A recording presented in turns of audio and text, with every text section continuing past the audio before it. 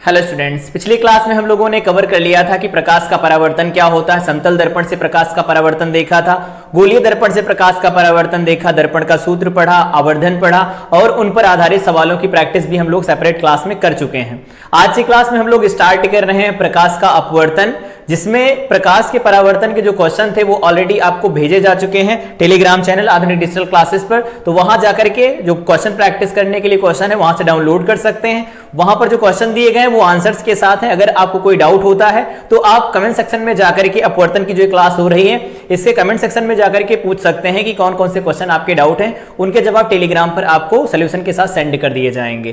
तो आज की क्लास में हम लोग प्रकाश का अपवर्तन देखेंगे। तो प्रकाश का अपवर्तन क्या होता है, अगर इसके पहले बात करें कि प्रकाश का अपवर्तन होता क्यों है, तो हम लोगों को पता है कि जब कोई प्रकाश किरण एक माध्यम से दूसरे माध्यम में जाती है तो वो क्या होती है, उसका जो वेग होता है कम या ज्यादा होता है। एक प्रकाश किरण एक माध्यम से दूसरे माध्यम में गई तो उसका वेग घट सकता है, बढ़ सकता है। तो वेग के घटने या बढ़ने के कारण जो उसका पथ होता है वो सीधा ना रहकर क्या होता है, विचलित हो जाता है।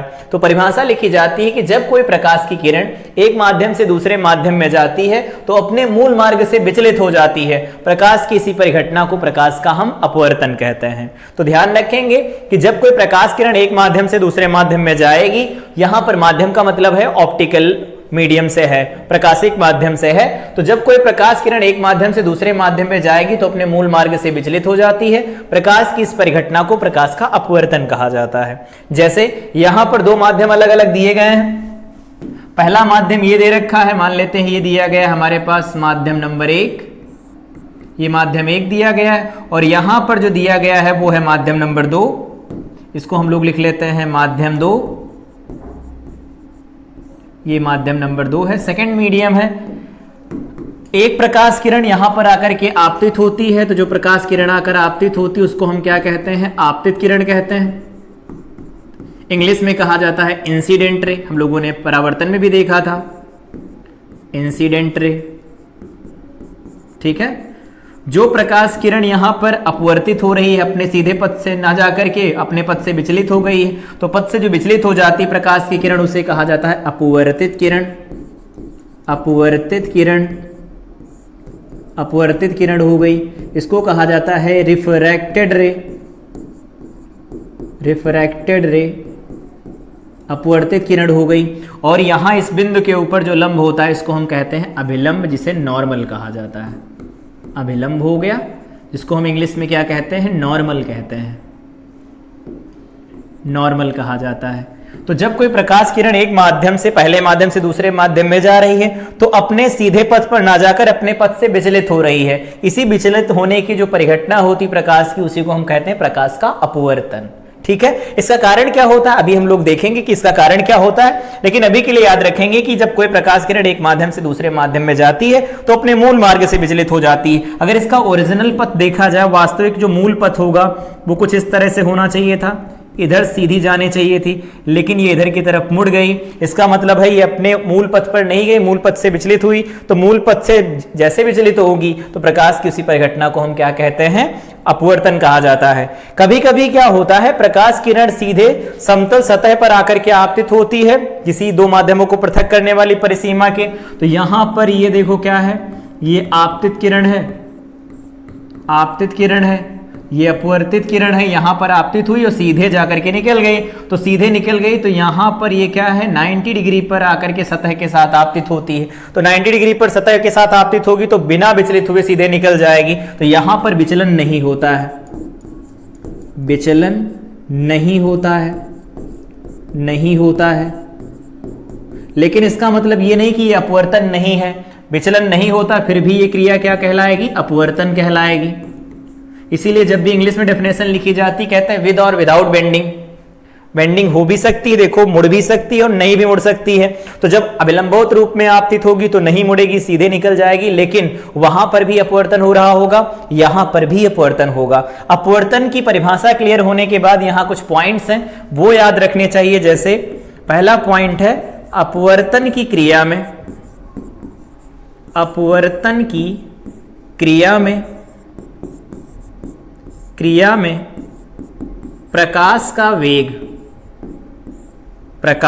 वेग, ठीक है, तरंग दैर्घ्य हो गई, तरंग दैर्घ्य हो गई, ठीक है, आदि, तरंग दैर्घ्य हो गई आदि, परिवर्तित हो जाते हैं,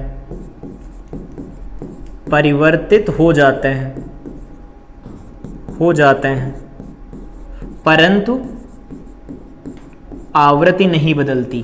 तो ध्यान रखेंगे, परंतु आवृत्ति, फ्रीक्वेंसी, आवृत्ति नहीं बदलती, नहीं बदलती।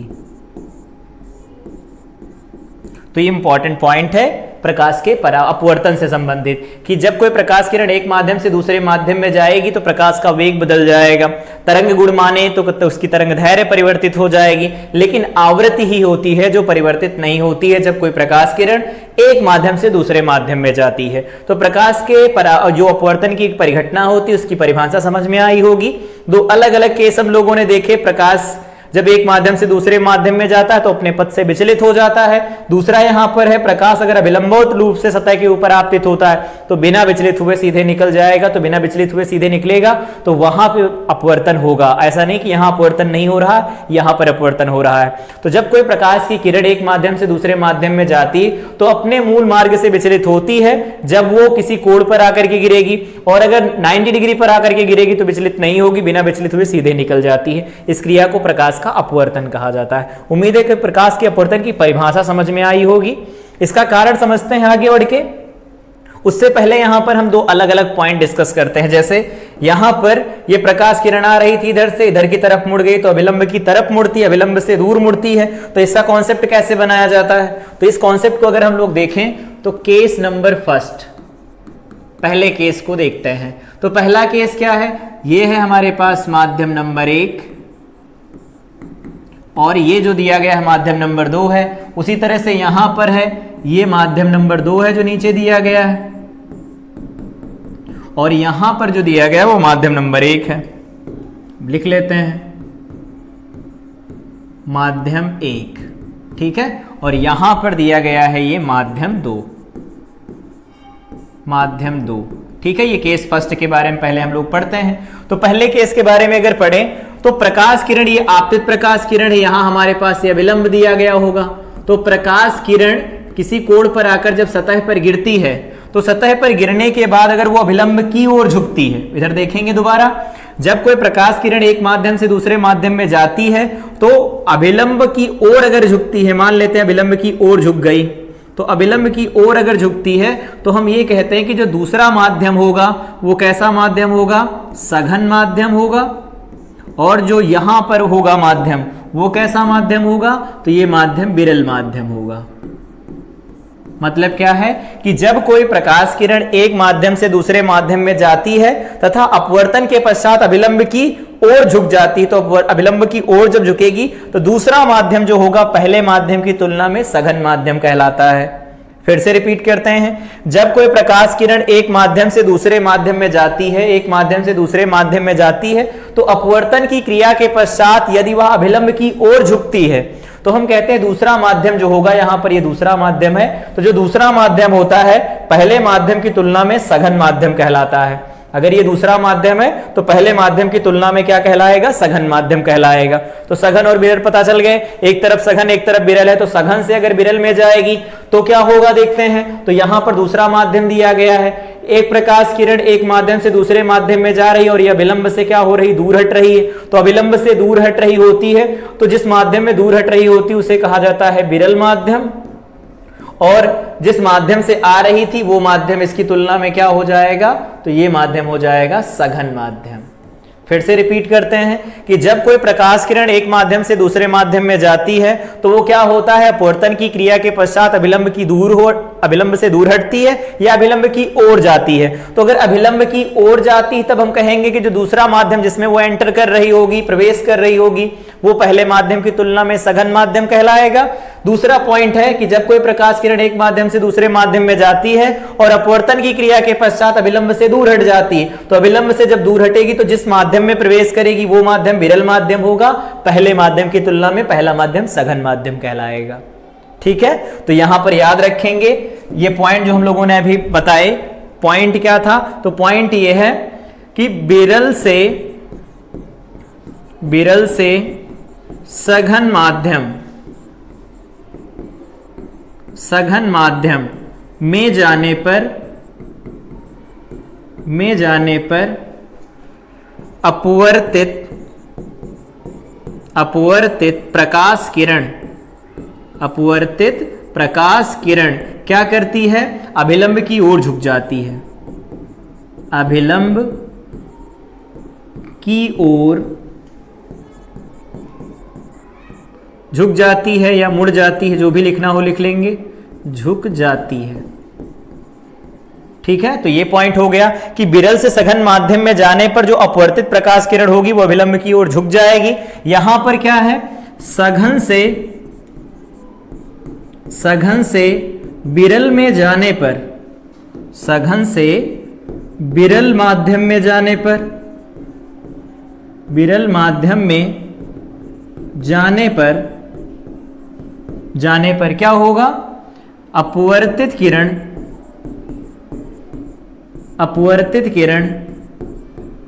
अभिलंब से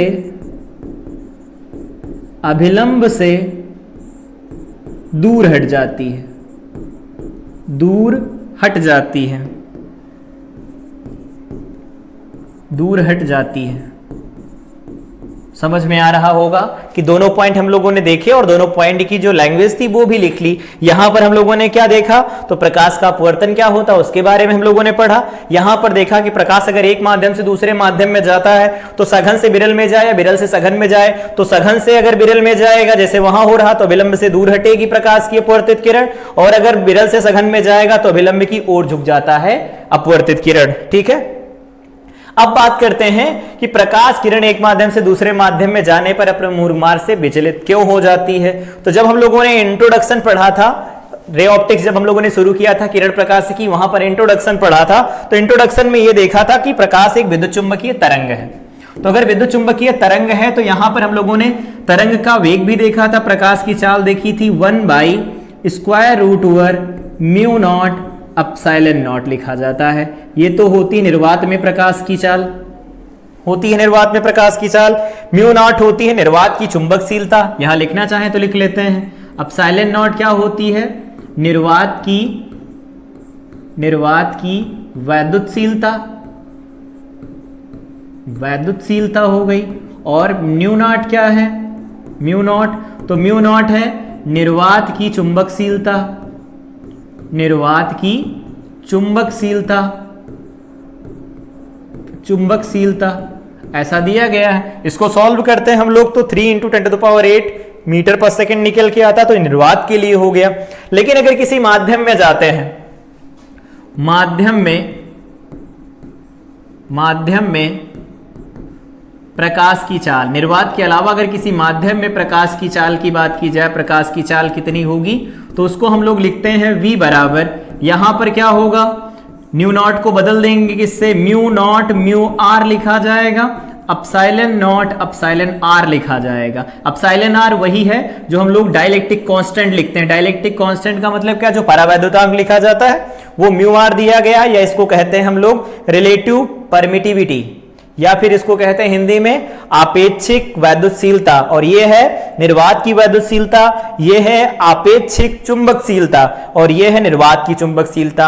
अब अगर किसी माध्यम के लिए बात की जाए, किसी माध्यम में बात करें, तो किसी माध्यम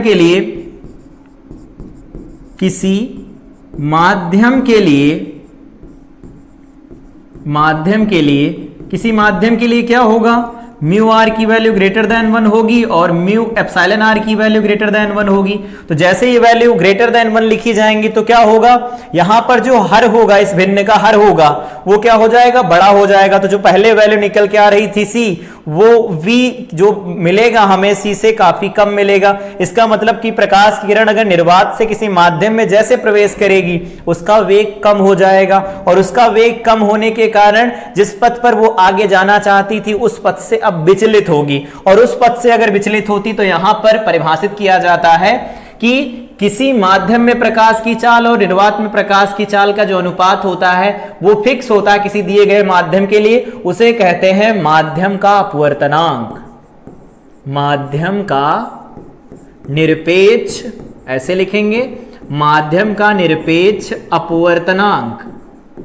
अपवर्तनांक, माध्यम का जो निरपेक्ष अपवर्तनांक लिखा जाता है उसको हम लोग म्यू से लिखते हैं, या कभी कभी एन से भी लिखा मिल सकता है।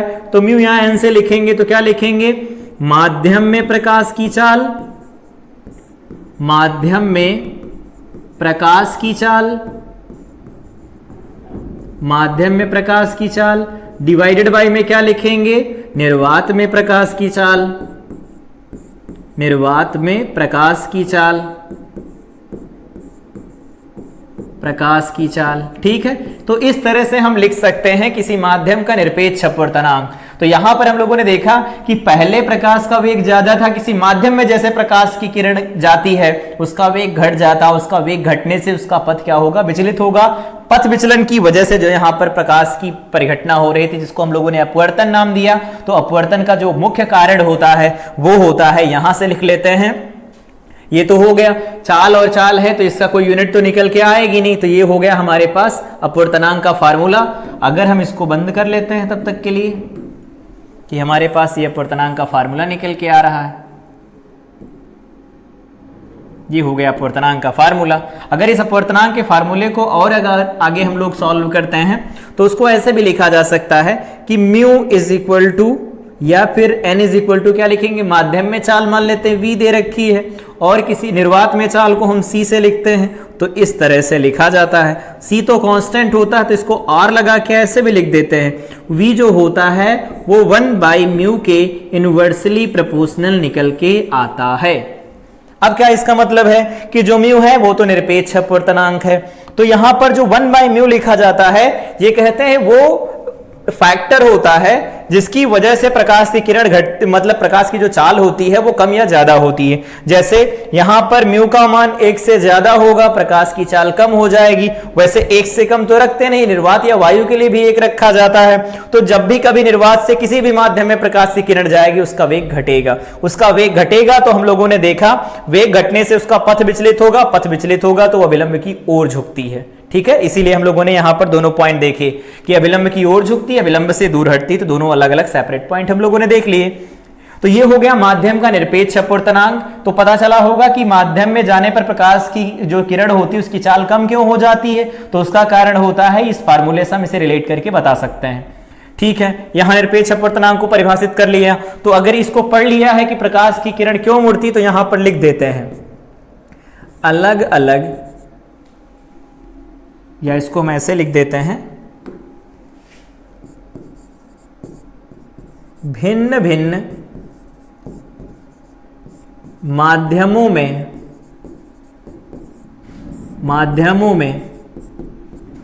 प्रकाश की चाल भिन्न होने पर या भिन्न भिन्न होने पर अपवर्तन की घटना होती है,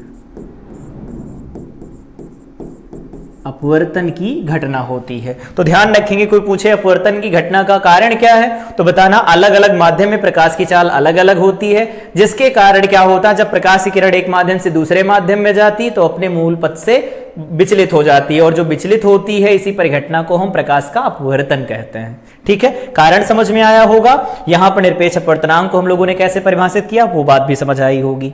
आगे बढ़ते हैं, आपेक्षिक अपवर्तनांक। मतलब अभी जो हम यहां पर लिख रहे थे वो निरपेक्ष के, वो मतलब निर्वात के सापेक्ष लिख रहे थे, लेकिन निर्वात के सापेक्ष ना देकर दो अलग अलग माध्यम दिए जाएं, उनके बीच में अगर हमें परिभाषित करना हो, जैसे यहां पर एक ये इंटरफेस बना लिया गया, इंटरफेस हो गया, एक प्रकाश किरण आकर के आपतित होती इस सतह के ऊपर, तो एक प्रकाश किरण आकर के इधर से आपतित हो रही है, कुछ इस तरह से प्रकाश किरण आकर के आपतित हो रही है। अभिलंब खींच लें, यहां पर ये अभिलंब खींच लिया गया, ये अभिलंब हो गया।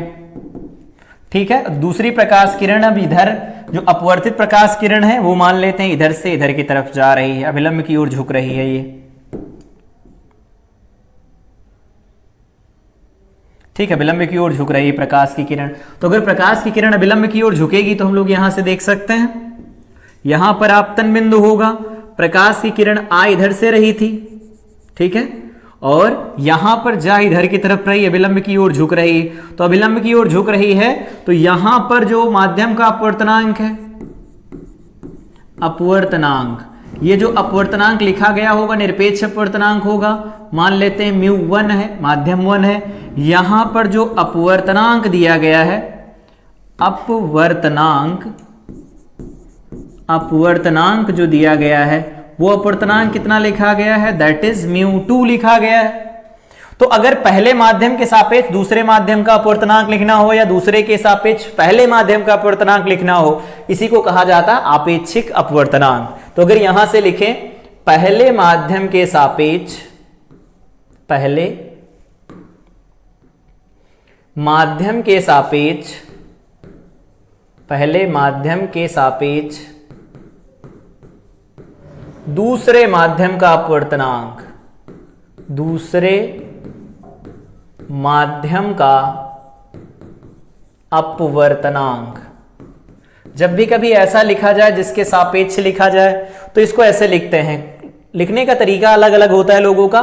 म्यू लिखा गया तो पहले माध्यम के सापेक्ष, तो कुछ लोग ऐसे लिखते हैं 1 μ2, इसे पढ़ा जाता है पहले माध्यम के सापेक्ष दूसरे माध्यम का अपवर्तनांक। या कुछ लोग इस तरह से लिखते हैं μ2, 1, इस तरह से भी लिखते हैं। तो ये होता है अपवर्तनांक 2 का पहले के सापेक्ष। लेकिन फार्मूला जो निकल के आता है वो निकल के क्या आएगा, वो निकल के आता है μ2 डिवाइडेड बाय में μ1, जिस तरह से लिखते हैं।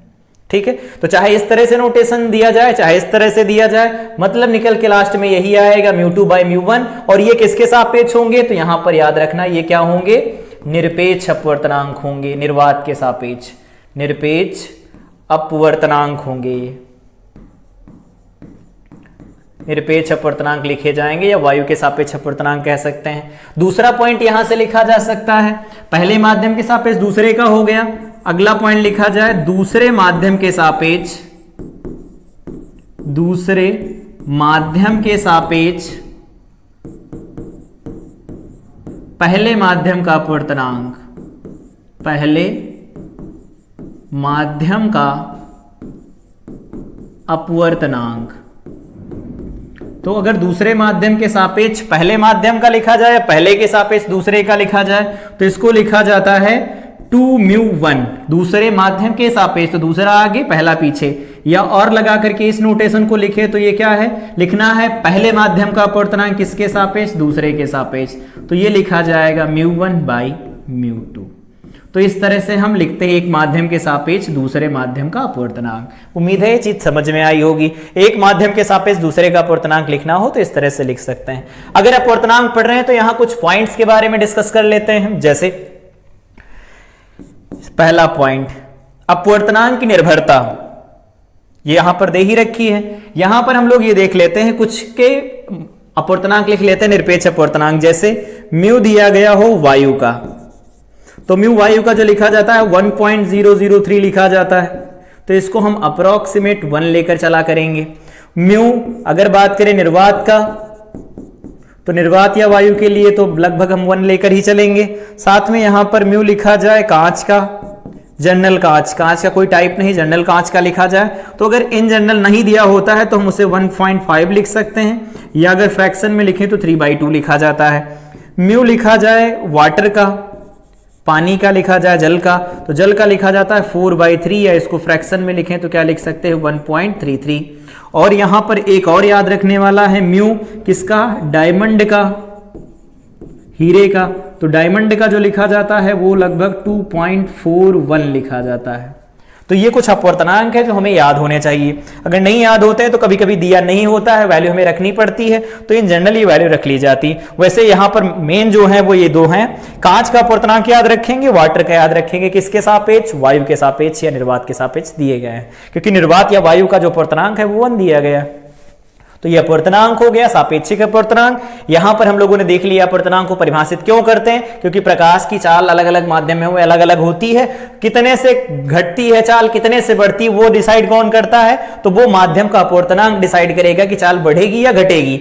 तो उस फैक्टर को हम लोगों ने नाम दे दिया अपवर्तनांक। अपवर्तनांक जो होता है जिसका ज्यादा होगा उसमें वेग कम होगा, और जिसका अपवर्तनांक कम होगा उसमें वेग ज्यादा होगा। ठीक, यहां पर अपवर्तनांक की निर्भरता की बात करें तो अपवर्तनांक की निर्भरता तीन अलग अलग चीजों पर होती है। पहली निर्भरता होती है दोनों माध्यमों की प्रकृति पर, दोनों माध्यमों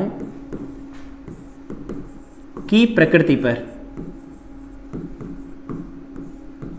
ठीक है, पहला पॉइंट ये हो गया, दोनों माध्यम कैसे हैं इस बात पर वो निर्भर करेगा। दूसरा पॉइंट हो गया माध्यम के तापमान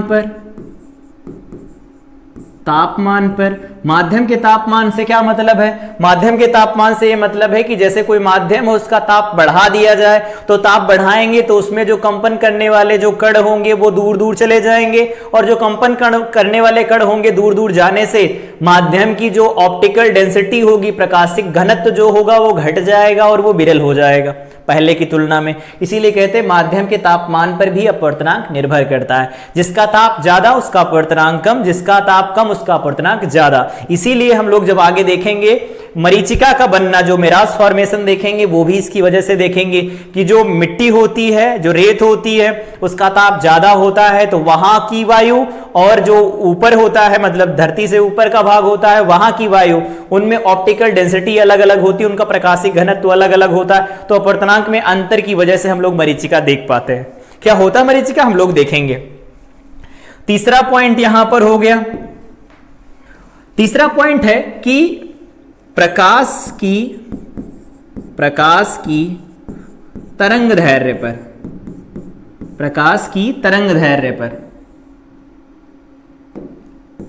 प्रकाश की तरंग दैर्ध्य पर, तो प्रकाश की तरंग दैर्ध्य पर निर्भर करता है। प्रकाश की तरंग दैर्ध्य पर निर्भर करता है, इसके लिए एक समीकरण दी जाती है, कॉचीज इक्वेशन इसे कहते हैं, a+b/λ², कुछ इस तरह से समीकरण दी जाती है।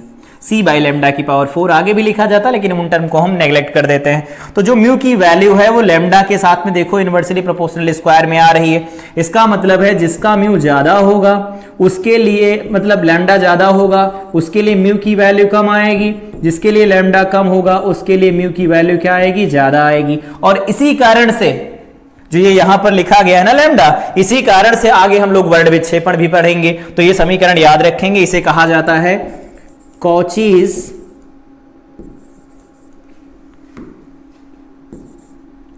इक्वेशन कहते हैं इसे हम, कॉचीज इक्वेशन कहा जाता है। कॉचीज इक्वेशन क्या बताती? संबंध बताती किसमें? तरंग दैर्ध्य में और पदार्थ के माध्यम के अपवर्तनांक में। जैसे जैसे किसी माध्यम का अपवर्तनांक बढ़ता जाता है, यहां पर देख रहे हैं तो तरंग दैर्ध्य कम होगी, या ये कह लेते हैं कि अगर किसी कोई प्रकाश किरण डाली जाती, प्रकाश किरण की जो आवृत्ति वो तरंग दैर्ध्य है वो घटती जा रही है, तरंग दैर्ध्य जैसे जैसे घटती जाएगी उस माध्यम का जो ऑप्टिकल डेंसिटी होगी, प्रकाशिक घनत्व होगा, वो बढ़ता जाएगा। तो अपवर्तनांक किन किन चीजों पर निर्भर करता है, उम्मीद है ये चीज समझ में आई होगी। यहां पर हम लोगों ने देख लिया कि आपेक्षिक अपवर्तनांक क्या होता है, मतलब एक माध्यम के सापेक्ष दूसरे माध्यम का अपवर्तनांक कैसे लिखा जाता है। यहां पर हम लोगों ने देखा कि प्रकाश की जो किरण एक माध्यम से दूसरे माध्यम में जाती है वो क्यों मुड़ती है और कितने फैक्टर के साथ मुड़ती है। तो जो फैक्टर निकल के आता है उसको हम अपवर्तनांक कहते हैं। अपवर्तनांक के हिसाब से वो मुड़ती है, कम या ज्यादा होती है, तो ध्यान रखेंगे इस हिसाब से।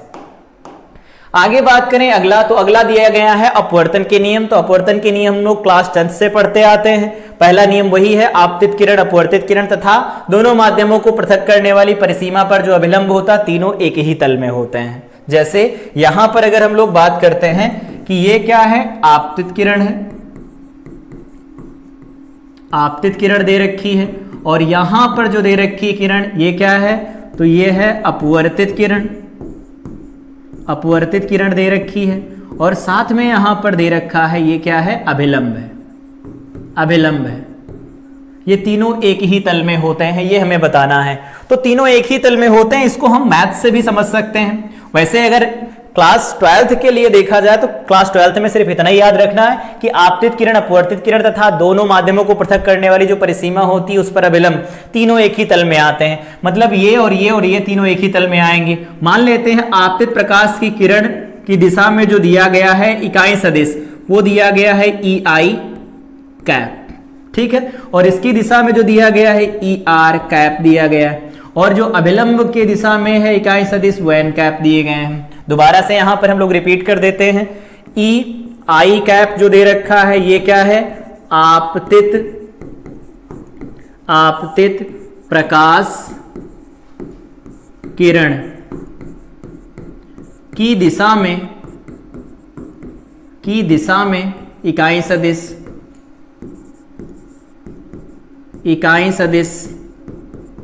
ठीक है। और दूसरा जो दिया गया है ई आर कैप, ये क्या है, अपवर्तित प्रकाश किरण की दिशा में इकाई सदिश, या डायरेक्ट लिख लेते हैं अपवर्तित किरण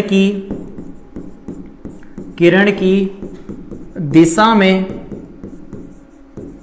में इकाई सदिश, ठीक है।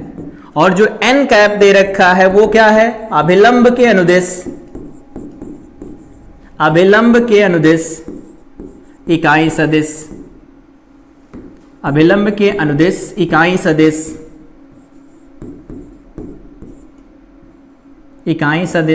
तो अभिलंब के अनुदिश इकाई सदिश हो गए।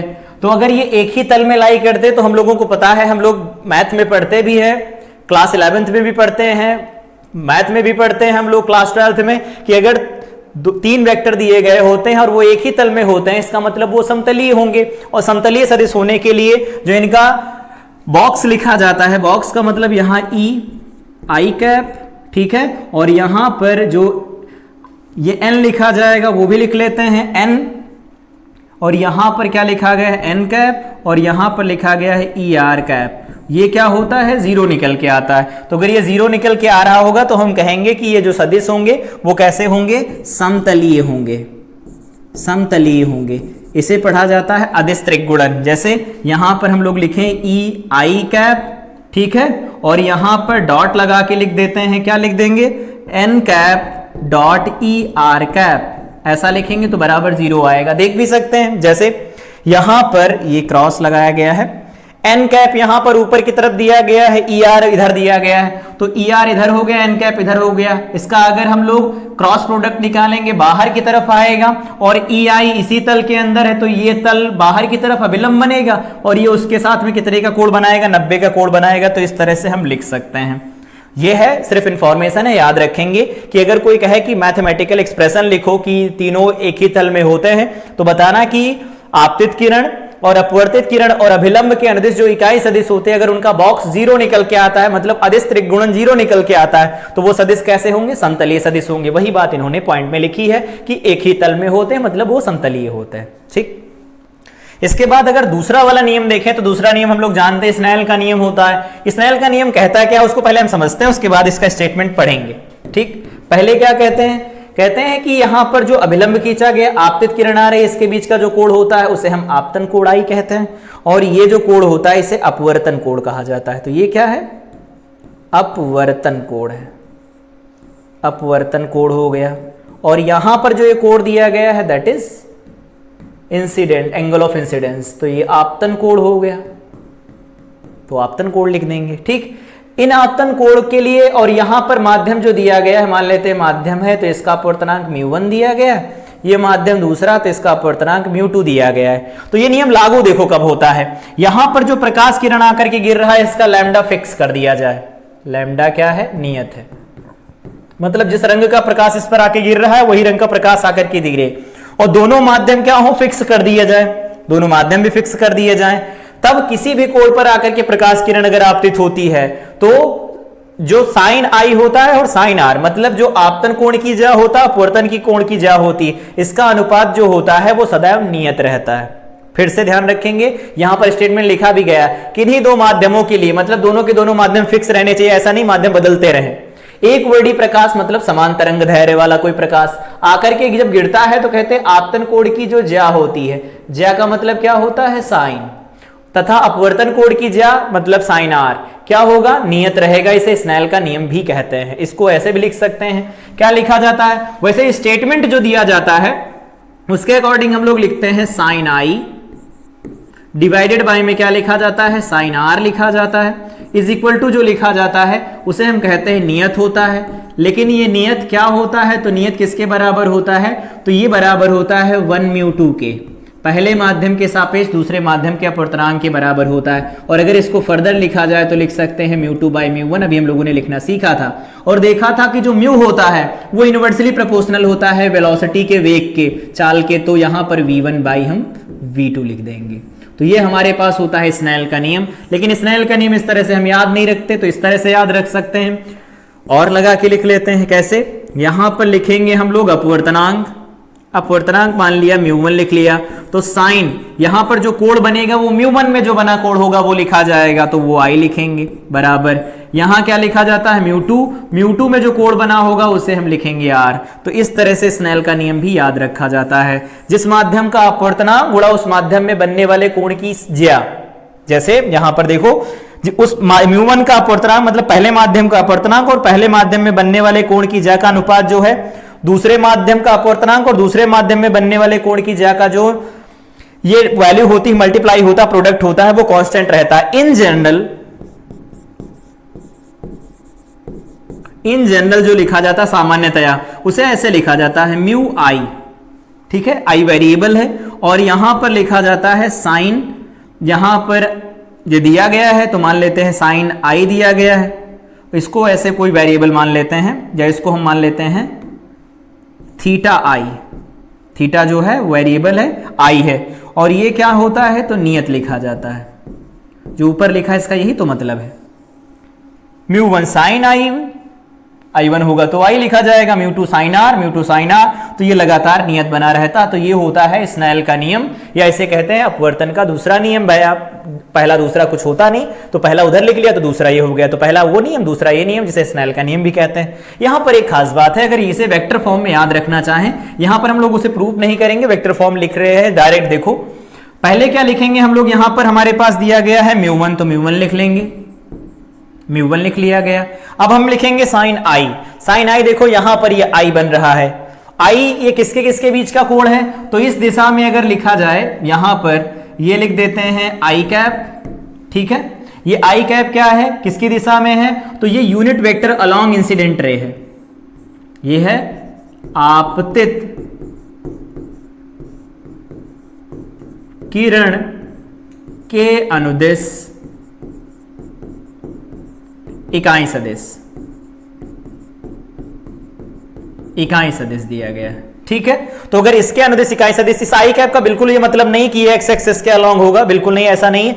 ये आई दिया गया है और ये आर दिया गया है, ठीक है।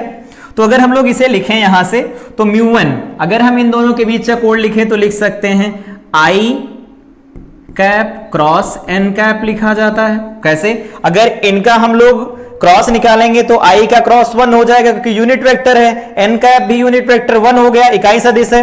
फिर इन दोनों के बीच का कोण लिखा जाएगा, कोण लिखेंगे तो क्या होगा, क्या ये कोण लिखा जाएगा, बिल्कुल नहीं लिखेंगे। कोण हम जो दो सदिशों के बीच का लिखते हैं तो क्या होता है, या तो उनके हेड से हेड मिले हो या तो उनके टेल से टेल मिले हो। यहां पर देखो इसका यहां पर हेड मिला हुआ है और इसका यहां पर क्या है, टेल मिला हुआ है, तो क्या लिखा जाएगा, जो कोण बनेगा वो किधर की तरफ का कोण लिखा जाएगा, वो कुछ इस तरफ का कोण लिखा जाएगा। देखो ये वाला कोण निकल के आएगा, तो पाई माइनस आई निकल के आएगा। ये कोण कितना होगा, पाई माइनस आई लिखा जाएगा, ठीक। अब ये हो गया। दूसरा लिखा जाए तो लिख सकते हैं यहां पर μ2 और यहां पर क्या लिख दिया जाएगा, R cap cross N cap लिखा जाएगा। आर कैप क्या होगा, इसके अनुदिश इकाई सदिश लिखा जाएगा, एन कैप तो दिया ही गया, इसके अनुदिश इकाई सदिश है। तो इस तरह से स्नेल लॉ का जो वेक्टर फॉर्म होता है इस तरह से हम लोग लिख पाते हैं, ठीक है। तो याद रखना चाहे तो स्नेल लॉ की वेक्टर फॉर्म याद रख सकते हैं। अदरवाइज बोर्ड के पॉइंट ऑफ व्यू से अगर इतनी बात भी याद रहती है दैट इज सफिशिएंट, बहुत पर्याप्त है। यहां पर बात किया जाए कि स्नेल का नियम लगाना चाहते हैं लेकिन मल्टीपल लेयर्स दी गई हैं, मतलब एक माध्यम, दूसरा माध्यम, तीसरा माध्यम, चौथा माध्यम, इस तरह से दिया गया है। तो देखो कैसे लगाते हैं हम लोग, जैसे एक कोई प्रकाश किरण आकर के यहां पर आपतित होती है, यहां पर हम लोग अभिलंब खींचेंगे, ठीक है। तो प्रकाश किरण मान लेते हैं इधर थोड़ा मुड़ के इधर चली गई, फिर यहां पर हम लोग अभिलंब खींचेंगे, यहां से मान लेते हैं प्रकाश किरण थोड़ा इधर मुड़ी, विरल मिला, ठीक है, इधर हो गया। फिर प्रकाश किरण क्या है, इधर इस माध्यम में निकल के आगे की तरफ जा रही है, ठीक है। तो यहाँ का अपवर्तनांक μ1, यहाँ का μ2, यहाँ का μ3 दिया गया है और यहाँ μ4 दिया गया है, ठीक है। और यहाँ पर जो कोण दिया गया है I है और जो बाहर निकल रही है वो कोण R है। तो इनके बीच में कितने माध्यम, इससे कोई मतलब नहीं होता, लगाकर देख भी सकते हैं कि ये बात सही या नहीं सही। पहली सतह पर लगाइए स्नेल का नियम, दूसरे पर लगाइए, तीसरे पर लगाइए, फिर उन सबको सॉल्व कीजिए तो क्या मिलेगा। तो सबको अगर हम सॉल्व करते हैं तो अगर एक से ज्यादा माध्यम दिए गए होते हैं, यहां पर μ1 दिया गया है और यहां पर μ4 दिया गया है, तो डायरेक्ट हम इस वाले I और इस वाले R को रिलेट कर सकते हैं। कैसे, तो यहां पर लिख सकते हैं, जैसे पहले पर लगाते हैं, यहां पर पहले माध्यम के लिए अगर लगाएं तो यहां पर बन गया I1 और यहां बन रहा R1, यहां पर बन रहा है I2, यहां पर, या फिर इसको ऐसे लिख देते हैं, यहां पर ये लाइन इस लाइन के पैरेलल होगी तो R1 होगा तो ये R1 हो जाएगा। यहां पर मान लेते हैं ये क्या हो रहा I2, तो ये वाला क्या लिखा जाएगा, I2 लिखा जाएगा, ये R लिखा गया है, मान लिया गया। तो अगर हम लोग यहां पर पहली सतह पर स्नेल का नियम लगाएं तो क्या लिखेंगे, कहेंगे सर μ1, और μ1 में जो कोण बन रहा है वो है I1 इज इक्वल टू μ2 लिखेंगे, और μ2 में जो कोण बन रहा है वो क्या लिखा गया है, R1 लिखा गया। सही है। दूसरा पॉइंट अगर लिखेंगे दूसरी सतह के ऊपर तो μ2 और यहां जो कोण बन रहा है ये लिखा जाएगा R1, क्योंकि R1 कोण बन रहा है। बराबर में क्या लिखेंगे, तो μ3 लिखेंगे, उसमें कोण बन रहा है sin I2। समझ आ रहा होगा। फिर अगर बात करें यहां पर μ3 लिखेंगे, साइन उसमें जो कोण बन रहा है वो क्या है I2, और यहां पर लिखेंगे तो μ4 लिखा जाएगा, sin R लिखा जाएगा। एक बात देखो, यहां से ये वैल्यू इसके बराबर, ये खुद देखो इसके बराबर, ये वैल्यू देखो फिर खुद इसके बराबर, तो इसका मतलब इनडायरेक्ट की ये जो वैल्यू लिखी गई है वो बराबर हो गई। तो अगर इन दोनों को बराबर लिखा जाए तो फाइनल रिजल्ट हमें मिलेगा। तो फाइनल रिजल्ट क्या मिलेगा, μ1 sin I1 is equal to μ4 sin R। ठीक, तो यहां पर ये हमें पता चल रहा कि अगर एक से अधिक माध्यम दिए गए हों, लेकिन यहां पर ये फार्मूला हम तभी लगा पाएंगे, बीच में पूर्ण आंतरिक परावर्तन नहीं होना चाहिए। आगे हम लोग देखेंगे पूर्ण आंतरिक परावर्तन क्या हो रहा है। तो यदि पूर्ण आंतरिक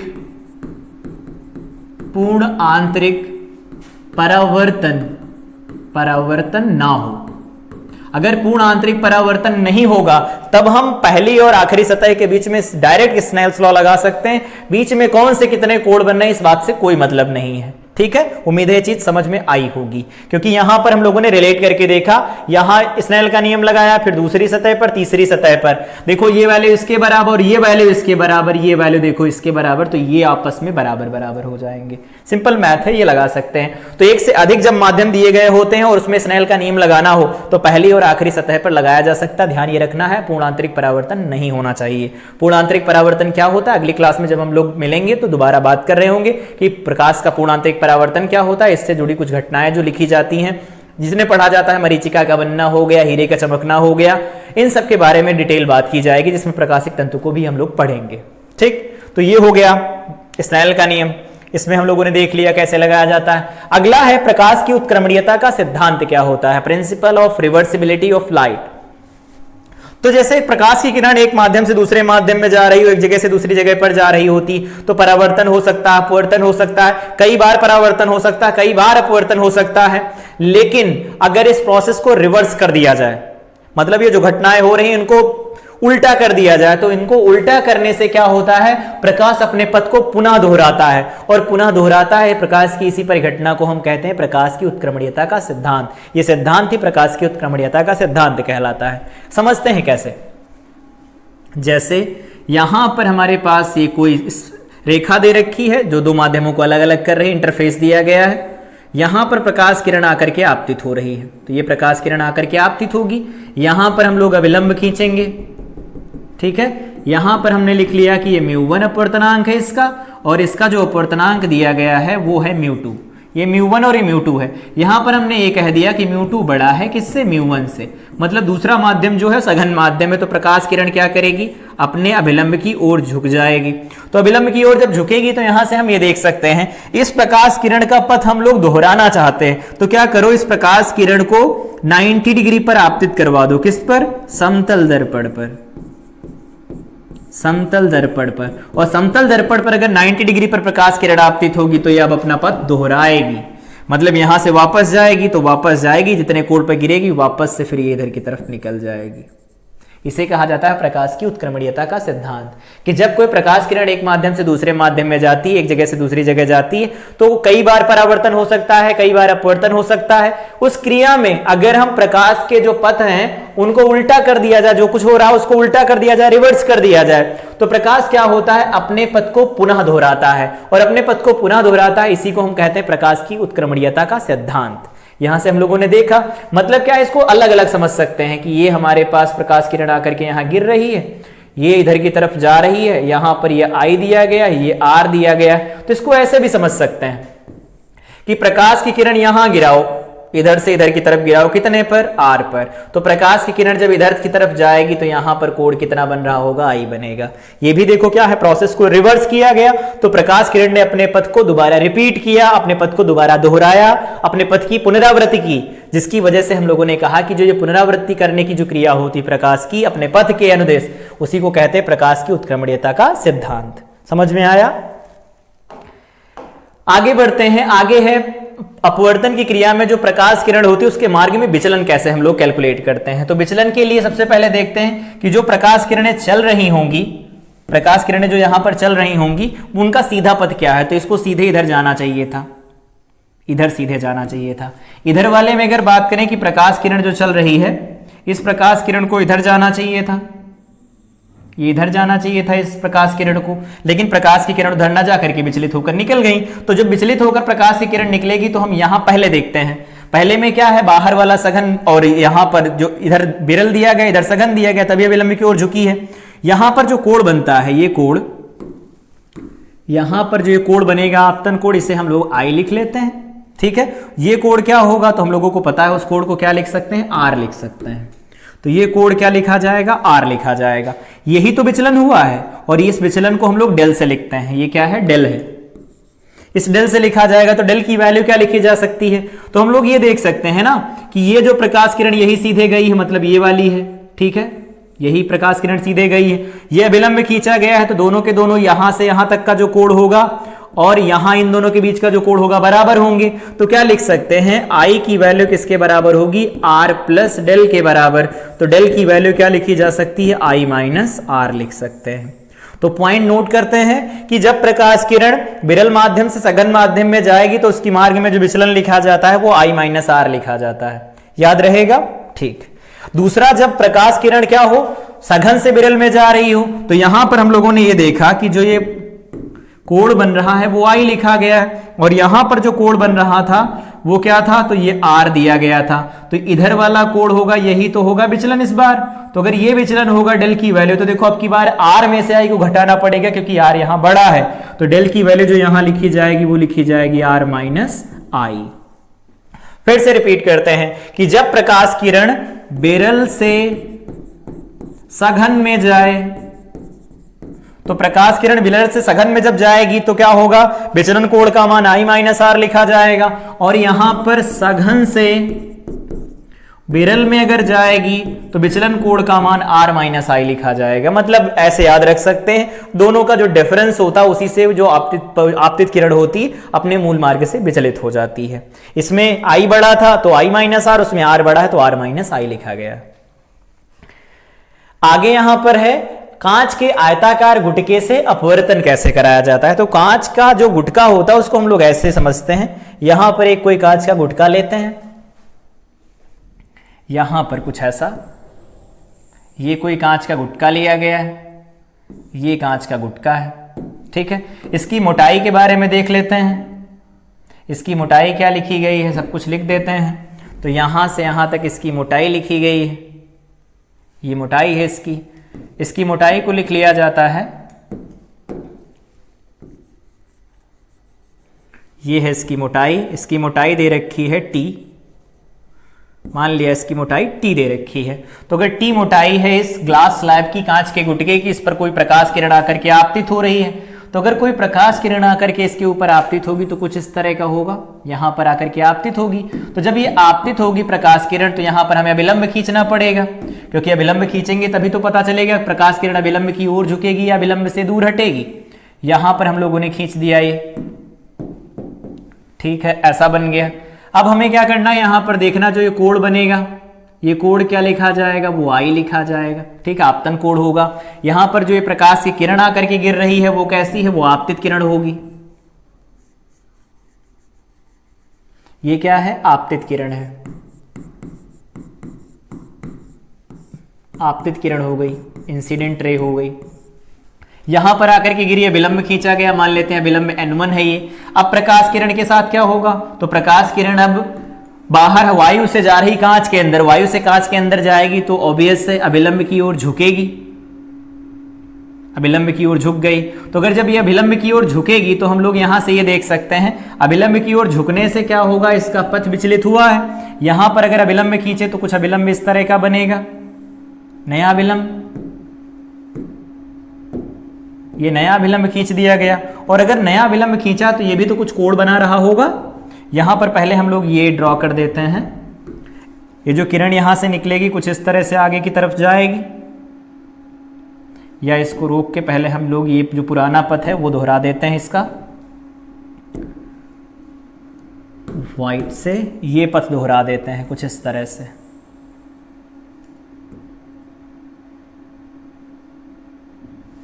ये पथ दोहरा देते हैं इसका, तो इस तरह से ये अपना पथ आगे की तरफ रिट्रेस करने वाली है।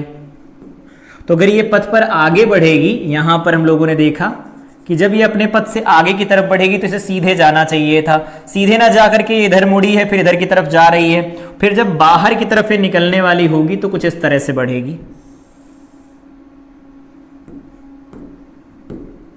कुछ इस तरह से आगे बढ़ रही होगी प्रकाश की किरण, ऐसा। तो अगर इस तरह से प्रकाश की किरण आगे बढ़ेगी तो यहां पर हम ये देख सकते हैं, ये आपतित किरण थी, यहां पर मान लेते हैं ये ए था, और या इसको ऐसे लिख देते हैं, ये जो ग्लास स्लैब थी वो ए थी, बी, सी और ये डी दिया गया था। ठीक है, और यहां पर जिस पॉइंट पर आकर के गिर रही है ये पॉइंट पी है, यहां पर जो दिया गया है वो पॉइंट क्यू है, पी क्यू बन जाएगा, यहां आर बनेगा, एस बनेगा। तो यहां पर इन पॉइंट्स को अगर हम लोग दोबारा बनाएं, ये इसका है पाथ, एरो बनाना जरूर है क्योंकि एरो नहीं बनाएंगे तो पता नहीं चलेगा प्रकाश किरण जा किधर रही है। यहां से दूसरा PQ जो है वो तो आपतित किरण हो गया। यहां पर जो ये QR है, एक बार फिर से QR जो यहां पर दी गई है ये क्या है, अपवर्तित किरण है, अपवर्तित किरण है। लेकिन यहां पर एक और किरण मिल रही है जिसको हम लोग नाम दिए हैं RS, इसको कहा जाता है निर्गत किरण, निर्गत किरण जो बाहर निकलती है, निर्गत किरण, इंग्लिश में कहते हैं इमर्जेंट रे, इमर्जेंट रे कहा जाता है। ठीक है, अब आगे, तो ये प्रकाश किरण आकर के गिर रही है, यहां पर जो कोण बन रहा है मान लेते हैं वो कोण कितना है, तो ये कोण जो दे रखा है वो R है, यहां जो कोण दिया है R है। तो ये वाला जो N1 होगा और ये वाला जो N2 होगा दोनों तो समांतर ही होंगे क्योंकि अभिलंब सतह पर खींचेंगे तो कैसा होगा, समांतर होगा। तो ये R होगा, तो यहां पर ये भी R लिखा जाएगा एकांतर कोण होने की वजह से, बिल्कुल सही से लिख सकते हैं। ये अगर I होगा तो यहां पर ये जो बनेगा ये तो विचलन होगा ना, तो इस विचलन को क्या लिखा जा सकता है, तो इस विचलन को हम लोग लिख सकते हैं, फिर से इस विचलन को लिखा जाएगा यहां पर, ये विचलन ये लिखा जाएगा I माइनस आर। उम्मीद है चीज समझ में आई होगी, I माइनस आर होगा, I बड़ा है R छोटा है, तो I माइनस आर बनेगा। और ये जो विचलन हुआ है, इस विचलन को अगर हम लोग देखें तो ये देखो यहां से 90 डिग्री का एक अभिलंब बना देते हैं, ये अभिलंब खींच दिया गया और यहां पर ये पॉइंट दिया गया है अभिलंब पर, मान लेते हैं R, ये लिखा गया है D पॉइंट, D तो पहले से लिखा है, T पॉइंट मान लेते हैं, कैपिटल T पॉइंट दिया गया है। तो देखो पथ इसका इस तरह से होना चाहिए था, लेकिन ये इधर की तरफ मुड़ी, उसके बाद इधर की तरफ जा रही, तो पथ इसका क्या हुआ, विचलित हुआ। तो सीधे रास्ते से कितना विचलित हुआ, ये जो दूरी लिखी जाती है यहां पर D, ये जो स्मॉल d लिखा जाता है, यहां पर जो RT बना हुआ है जिसको हम लोगों ने D लिखा है, इसको कहा जाता है पार्श्विक विस्थापन, पार्श्विक विस्थापन, लेटरल शिफ्ट कहते हैं या लेटरल डिस्प्लेसमेंट कहा जाता है। तो RT पार्श्विक विस्थापन हो गया। यहां पर प्रकाश किरण आकर गिरी, अभिलंब खींचा, इसकी तरफ मुड़ी, मान लेते हैं इसका जो अपवर्तनांक दिया गया है वो म्यू दिया गया है, अपवर्तनांक क्या दिया गया है, वो म्यू दिया गया है। तो इस ग्लास स्लैब जो कांच की पट्टी का, इसका अपवर्तनांक म्यू दे रखा है। तो प्रकाश किरण जब इस कांच की पट्टी में एंटर करेगी तो अभिलंब की ओर झुकेगी, फिर बाहर निकलेगी, अभिलंब से दूर हटेगी।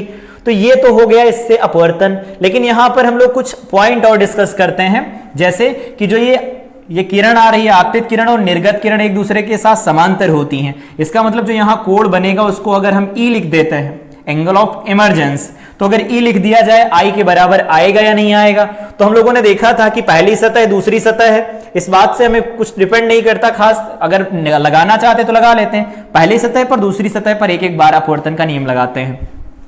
तो सबसे पहले लिखेंगे बाहर एयर होगी, वायु होगी, तो उसका अपवर्तनांक क्या लिखा जाएगा? 1 लिखा जाएगा। तो अगर लिखें 1 वायु में है, उसके बाद में क्या है, वहां जो कोण बन रहा वो क्या है? साइन आई है, बराबर क्या लिखेंगे? तो म्यू लिखा जाएगा, साइन आर लिखा जाएगा। बोलो सही है। इसी तरह से दूसरी सतह के ऊपर अगर लगाया जाए तो क्या लिखेंगे? म्यू, यहां पर क्या लिखा जाएगा? साइन आर, बराबर में क्या लिखेंगे? यहां पर म्यू तो होगा नहीं क्योंकि अब तो निर्वात में जा रहे हैं, यहां साइन ई लिखा जाएगा। तो ये पहली सतह के ऊपर अपवर्तन है, ये दूसरी सतह के ऊपर अपवर्तन है। दोनों को सॉल्व करें तो देखो दोनों क्या है? बराबर बराबर। साइन आई किसके बराबर आएगा? तो साइन आई बराबर निकल के आएगा साइन ई के। तो यहां से कोण आई बराबर निकल के आएगा ई के। तो याद रखेंगे कि जो आपतन कोण होता है, आपतन कोण जो लिखा जाता है वो किसके बराबर होता है? तो निर्गत कोण के बराबर होता है। इसीलिए कहते हैं कि जो आपतित किरण होती है वो निर्गत किरण के समांतर निकल के आती है। इसका मतलब इंप्लाइज दैट लगा के लिख सकते हैं कि जो पी क्यू होगा वो समांतर होगा किसके? आर एस के समांतर होगा। तो ये प्रूफ करने के लिए इस तरह से प्रूफ कर लेंगे। अब बात आती है कि डी की वैल्यू कैसे निकालेंगे। तो डी की वैल्यू निकालने के लिए हम लोग सबसे पहले यहां चलते हैं। अगर ये टी दिया गया होगा तो बताओ ये टी होगा कि नहीं होगा? ऑफ कोर्स टी होगा। तो अगर ये टी लिखा जाएगा तो इस ट्रायंगल में चलते हैं। ये टी दिया गया है, यहां पर मान लेते हैं ये एम है, ये एम है। तो इस ट्रायंगल एम क्यू आर में चलते हैं सबसे पहले। तो अगर एम क्यू आर में चलेंगे तो क्या लिख सकते हैं? पार्श्विक विस्थापन हेडिंग पड़ी ही है, तो लिखते हैं दिए गए त्रिभुज, त्रिभुज, त्रिभुज क्या दिया गया है? Q M R, Q M R में। तो क्यू एम आर में अगर हम लोग लिखें तो कुछ इस तरह से देखो दिया गया है, ऐसा है ये सीधी लाइन, उसके बाद ये इधर बनेगा इसका कर्ण और ये ऐसा बनेगा। ये ऊंचाई कितनी दे रखी है? टी दे रखी है, यहां से यहां तक की ऊंचाई। और यहां पर जो कोण दिया गया है वो आर दिया गया है, तो ये कोण लिख देते हैं आर। और यहां पर ये लिखा गया है क्यू एम आर, तो ये है क्यू, ये है एम, ये है आर। हमें क्यू आर नहीं पता तो वो निकाल लेते हैं सबसे पहले। तो अगर यहां से लिखा जाए तो क्या निकाल सकते हैं वैल्यू?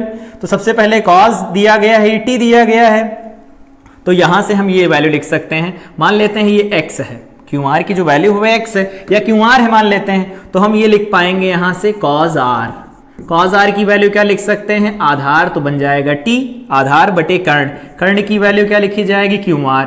तो यहां से हमें चाहिए क्या था? क्यू आर तो चाहिए था, तो वो वैल्यू लिखी जाएगी टी डिवाइडेड बाई में क्या लिख देंगे हम लोग? Cos R. चलो ये भी निकल आया, क्यू आर की वैल्यू मिल गई। तो एक बार अगर क्यू आर की वैल्यू मिल गई तो ये वाला ट्रायंगल अगर हम लोग कंसीडर करें, ये 90 डिग्री का एंगल बनेगा। तो इस ट्रायंगल में जाएं क्यू टी आर। तो अब दोबारा से लिखते हैं त्रिभुज क्यू टी आर में। तो क्यू टी आर में अगर हम लोग जाएंगे तो देखो यहां से क्या मिल पा रहा है हमें? यहां आई माइनस आर बना, सामने डी बनेगा, तो इसको ऐसे लिख सकते हैं, ये ऐसा होगा, ये लाइन ऐसे खींची जाएगी, यहां से यहां पर ये 90 डिग्री का एंगल बनेगा।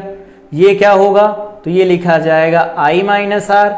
यहां पर ये वैल्यू क्या है? तो क्यू है, ये आर दे रखी है। यहां पर क्या लिखा गया है? तो एक बार देख लेते हैं, ये वैल्यू टी लिखी गई है, यहां पर वैल्यू टी लिखी गई, ये डी लिखा गया है। तो क्यू आर तो हमें मिल गया कितना है? टी डिवाइडेड बाई में कॉस आर। हमें निकालना क्या? डी। तो देखो इसके सामने जो कोण बनेगा तो ये तो परपेंडिकुलर बनेगा, ये हाइपोटेनस बनेगा, लगा लो यहां पर साइन, साइन तो आई माइनस आर लगाना पड़ेगा बराबर में, लंब लंब हो जाएगा डी डिवाइडेड बाई में बन जाएगा कर्ण, कर्ण की वैल्यू क्या होगी? क्यू इंटू आर लिखी जाएगी। तो अगर यहां से हम लोग वैल्यू निकालने की कोशिश करते हैं डी की, तो देखो डी की वैल्यू निकल के आएगी क्यू आर गुणा साइन आई माइनस आर। ठीक है, तो अगर यहां से वैल्यू लिखी जाती डी की तो क्यू आर की वैल्यू निकाल चुके हैं, टी डिवाइडेड बाई में क्या लिखा जाएगा? कॉस आर लिखा जाएगा। यहां पर हम लोग लिखेंगे साइन आई माइनस आर। तो ये हो जाएगा पार्श्विक विस्थापन। डी क्या है यहां? पार्श्विक विस्थापन, लेटरल डिस्प्लेसमेंट, इस तरह से निकाला जाता है। अब इस पर कुछ कंडीशन लगा लेते हैं। देखो तो हमारे पास d की जो वैल्यू निकल के आई है that is t divided by में cos r sin i minus r निकल के आया है। इस पर हम लोग लगाते हैं शर्त। शर्त क्या है?